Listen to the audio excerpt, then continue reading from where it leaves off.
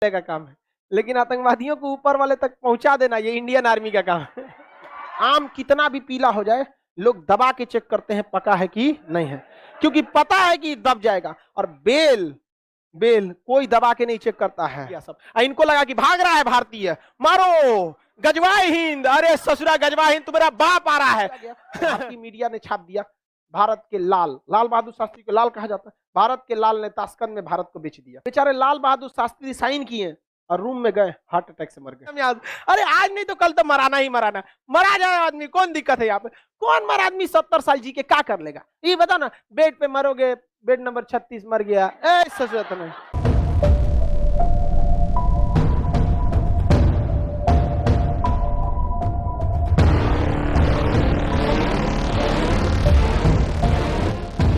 उन्नीस सौ 47-48 देश जैसे आजाद हुआ, ये कबायली के भेष में भारत में घुस गए। हरि सिंह की बेवकूफी, शेख अब्दुल्ला की मतलब चलाकी या धुरतई कहिए, जो भी, उसमें इन्होंने उस बहकामे में फंस गए। इनका अपना बुद्धि काम करना चाहिए था, इन्होंने स्वतंत्र रहने का प्रस्ताव रख दिया, जिस कारण वहां पर कबायलियों के भेष में, यानी वहां के कबायली, वहां के जनजाति होते हैं लोग, भेड़ बकरी चराते हैं, उसके भेष में पाकिस्तानी सैनिक घुस गए और भारत में जैसे आए, इनको यहाँ से जन्नत भेज दिया गया। यहाँ पर भारतीय सेना क्या भेज दी, जन्नत भेज दी। किसी को दिक्कत, जहां उनको तो जन्नत चाहिए, बाकी अब ऊपर वाला है उनको डिसाइड करने के लिए।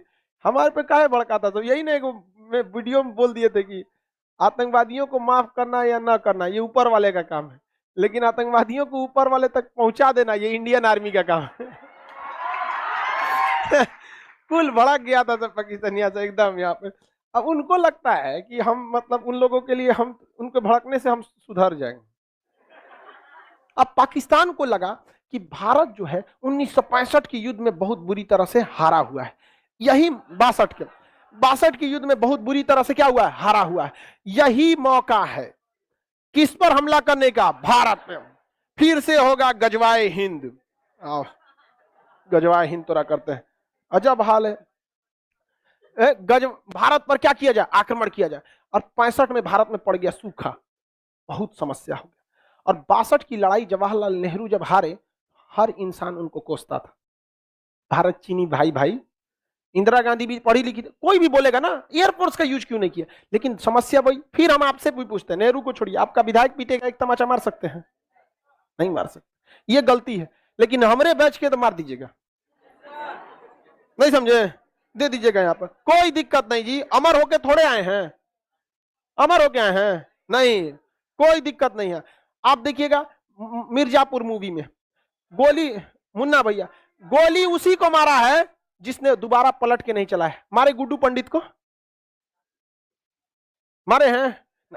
आम कितना भी पीला हो जाए, लोग दबा के चेक करते हैं पका है कि नहीं है, क्योंकि पता है कि दब जाएगा। और बेल कोई दबा के नहीं चेक करता है, पता नहीं दबेगा यहाँ पर, समझ में कि नहीं। तो भारत की भी थोड़ी थोड़ी गलती हो जाती है। अब यहाँ पे भारत में पड़ गया सूखा, और 62 की लड़ाई में हम लोग बहुत बुरी तरह हारे थे, सेना का मनोबल एकदम टूटा था। पाकिस्तान ने कह दिया गुजरात का कच्छ मेरा है।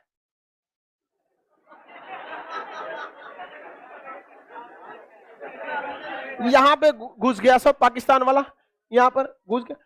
अरे बलवंत राय मेहता का जहाज मार के गिरा दिया सब, बलवंत राय गुजरात के मुख्यमंत्री थे उस समय, मार के गिरा दिया सब।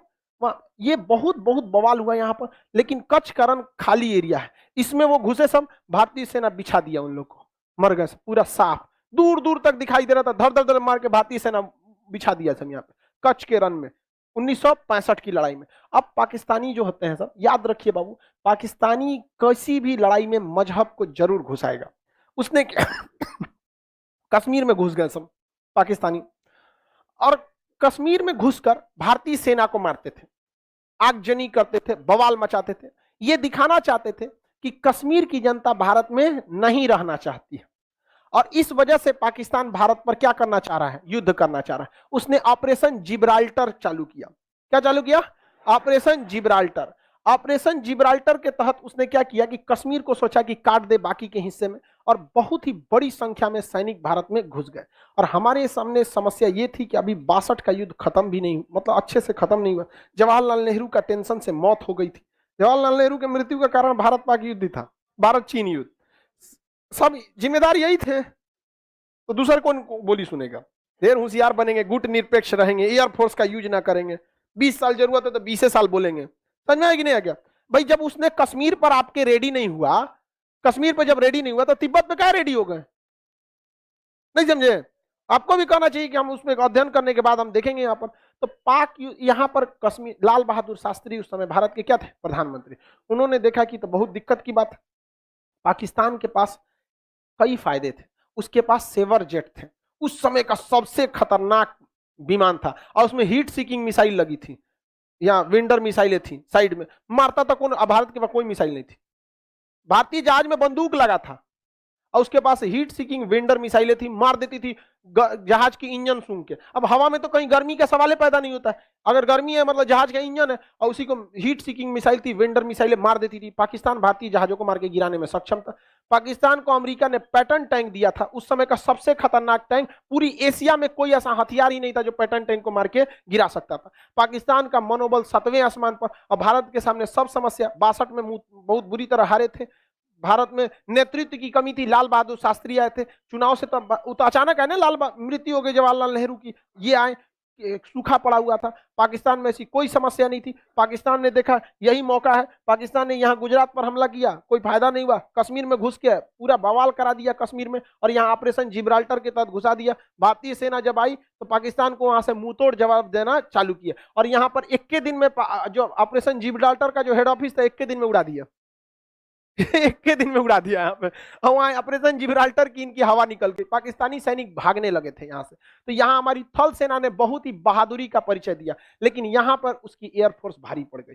एयरफोर्स के जहाज जो थे उसके, उसमें ना मिसाइलें लगी थी, और मिसाइल खुद ढूंढ के मार देती है। अब बंदूक में क्या है, मशीन गन लगा है, जहाज को टेढ़ा करना पड़ेगा, इसे करके मारना बहुत मुश्किल हो जाता है। और उसकी दुनिया की सबसे खतरनाक जहाज एस-4 नहीं था सर उस समय, तो अभी भी नहीं आया है, रेडी नहीं हुआ, अभी आ रहा है।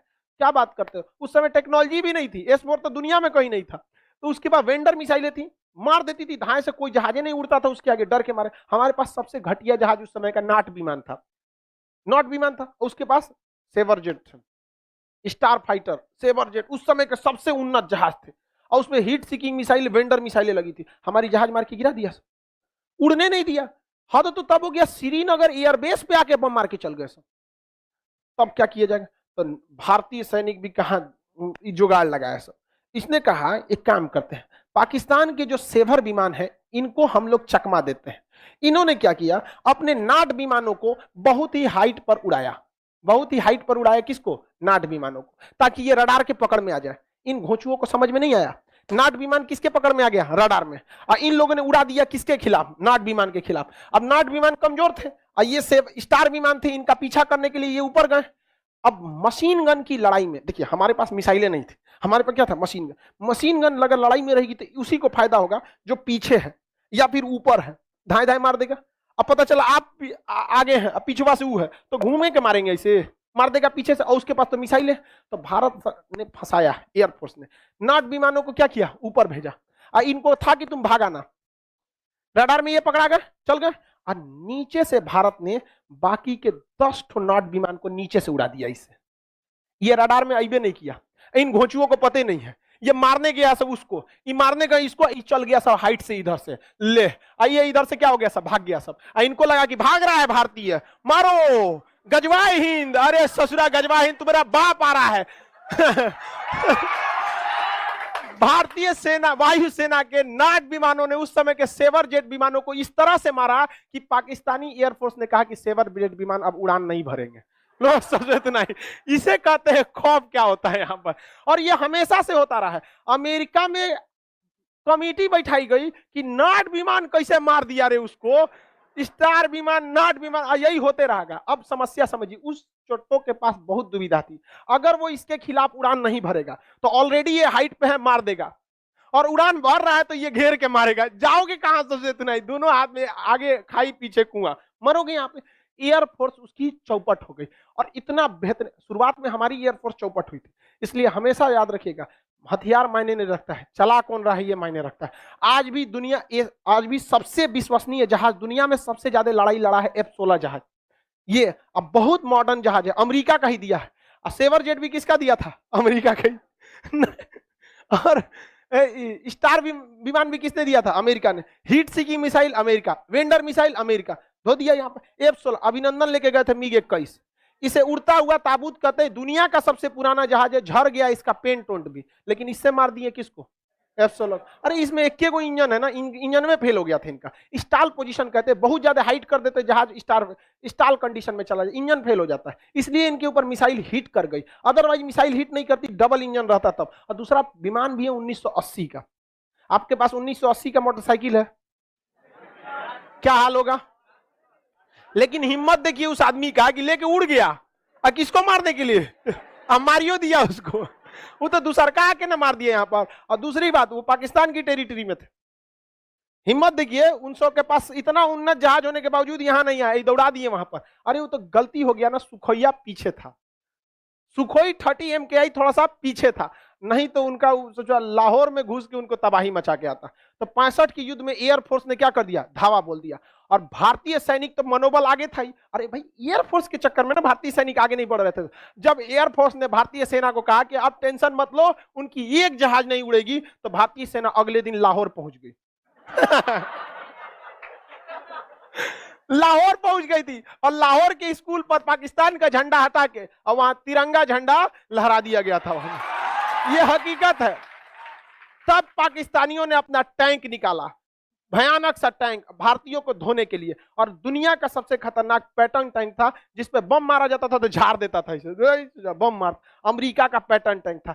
कोई बात नहीं, अमेरिका तुम्हारी वेंडर मिसाइलों का टेस्ट हो चुका है, तुम्हारे सेवर विमानों का सेट हो चुका। अब बारी थी तुम्हारी किसकी? Patton tank. और वो राजस्थान से लेके घुस गए सब पैटर्न टैंक को। और पैटर्न टैंक को जब राजस्थान से लेके घुसे, हमारे पास कोई हथियारे नहीं था।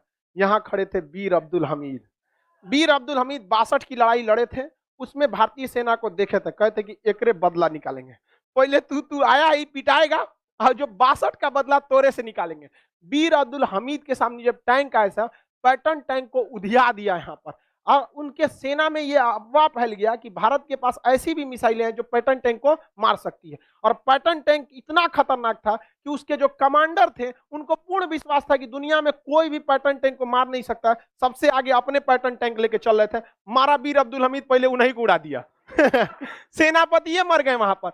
सेनापति मरने के बावजूद उस सेनापति ब्रिगेडियर की पत्नी हाथ में सफेद झंडा लेके जब भारत में आई थी ना, कि मेरे पति का लाश दे दीजिए, उनका जनाजा पढ़ना है, तो भारतीय सैनिकों ने पहले उसको चाय पिलाया था बैठाकर।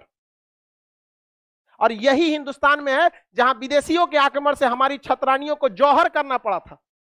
यह फर्क होता है कि इंसान और एक जानवर में, हम दुश्मनी में भी इंसानियत रखते हैं। पहले चाय पिलाए थे उनको बैठ के, और उनकी लाश न दिए थे, कहते इनका हम लोगों ने इज्जत से दफना दिया है यहाँ पर, और वापस उनको भेज दिया गया था। वही उन्हें कहा गया था कि मरे हुए बहुत टाइम हो गया, लाश को मत छोड़ेंगे तो जानवर खा लेंगे। हम लोगों ने जनाजा पढ़ा के उनकी लाश को दफना दिया गया है। आप जा सकती हैं, हम आपको फिलहाल चाय के सिवा और कुछ नहीं दे सकते हैं। आप वापस वो चली गई थी।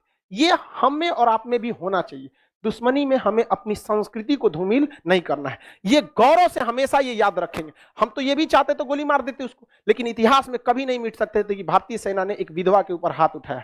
कभी नहीं हो सकता। तो इस बात में हमें गर्व होना चाहिए, और हमें इस संस्कृति को हमेशा से बचा के रखें। उसके बाद अगले दिन से तो वीर अब्दुल हमीद के जो गोले बरसने लगे थे, तो वहां पे आरसीएल गन था। वो मतलब बहुत नॉर्मल बंदूक होता, टैंक को नहीं मार सकता था, लेकिन हर टैंक का कुछ कमजोर हिस्सा होता था, वहां वो हमला करते थे। लेकिन किस्मत कुछ और मंजूर था। भारतीय सेना का टैंक और वीर अब्दुल हमीद की आरसीएल जीप और पैटर्न टैंक आमने सामने हो गए। दोनों ने एक साथ गोला मार दिया। यहाँ पर यहाँ वीर अब्दुल हमीद के चिथड़े उड़ गए। उनकी बॉडी भी अच्छे से नहीं मिली थी, कुछ टुकड़े बचे थे, वहीं उन्हें शहीद में दफना दिया गया।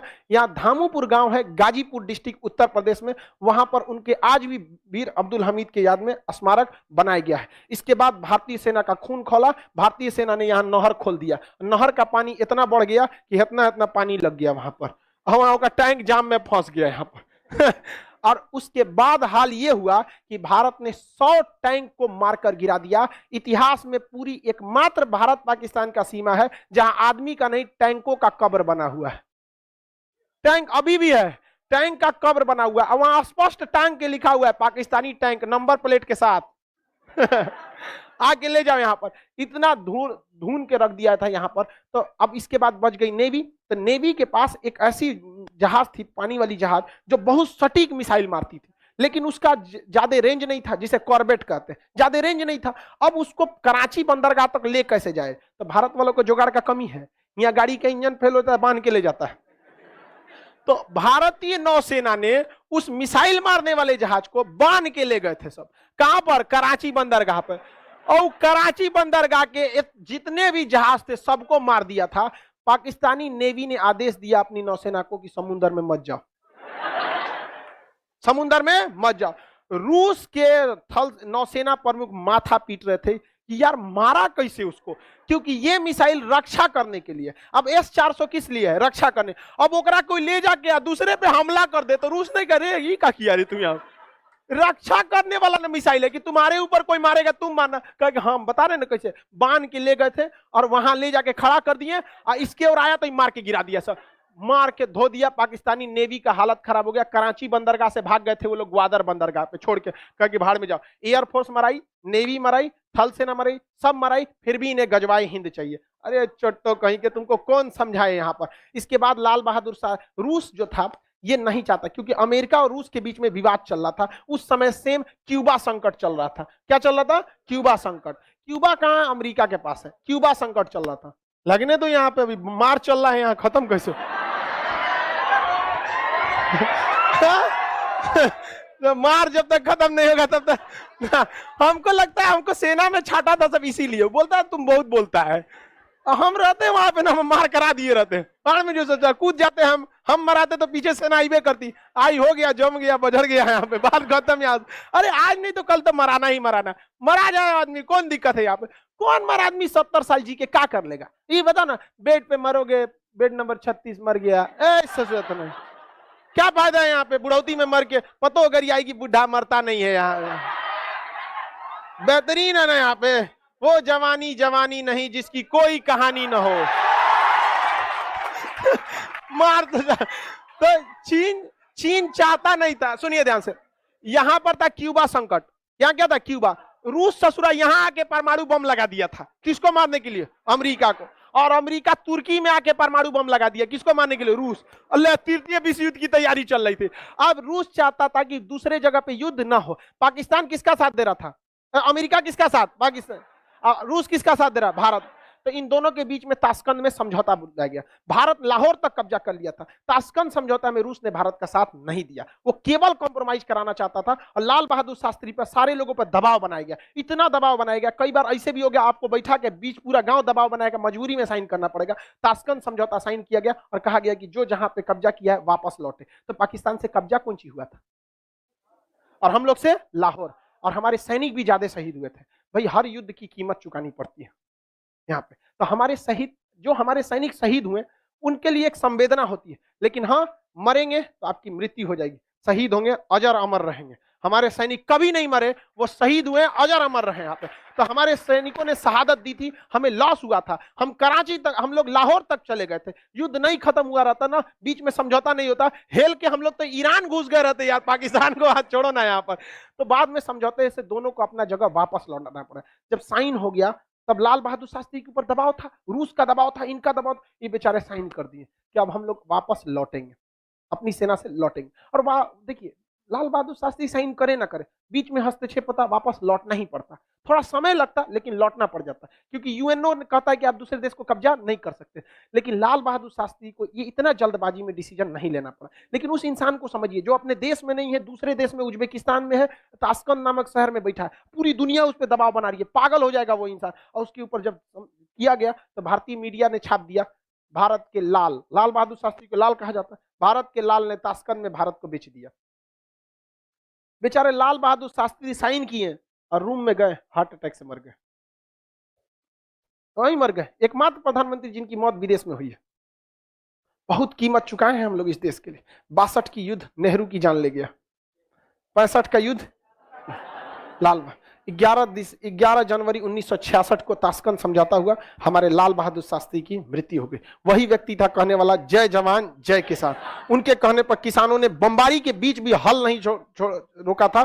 कश्मीर में खेती चालू थी, पंजाब में किसान खेती में लगा था, क्योंकि लाल बहादुर शास्त्री वो व्यक्ति था जिसने कहा था जय जवान जय किसान। किसानों ने कहा था कि अगर अगर सैनिक बंदूक चला सकते हैं तो हम हल चलाएंगे, अगर हमारा हल रोकना है तो बंदूक रुकवाइए, ना हल रुकेगा ना बंदूक रुकेगी। हार तो होना फिक्स है, पाकिस्तान हार भी गया था, लेकिन यहां पर रूस हम लोग को अपना मित्र माना नहीं था। लेकिन 1966 के बाद रूस को लगने लगा कि नहीं, भारत किसका साथ देगा, रूस का। उसके बाद रूस हमारे फेवर में आया और 1971 में रूस ने माफी मांगा था, कहा था कि जो 65 में गलती हुई थी उसका सूद समेत 71 में लौटा देंगे। और 71 में जब अमेरिका अपना परमाणु बम लेके आया तब रूस पहले खड़ा हो गया, मार हमको यहाँ पे। तो कई अंतर्राष्ट्रीय संबंध बनते बिगड़ते रहते, ये छोटा मोटा सब्जेक्ट नहीं होता अंतर्राष्ट्रीय रिलेशन, इसमें हर तरह की आपको नॉलेज होना चाहिए। अब समय का अभाव है, नेक्स्ट बैच वाले तैयारी में हो गए सब, समझ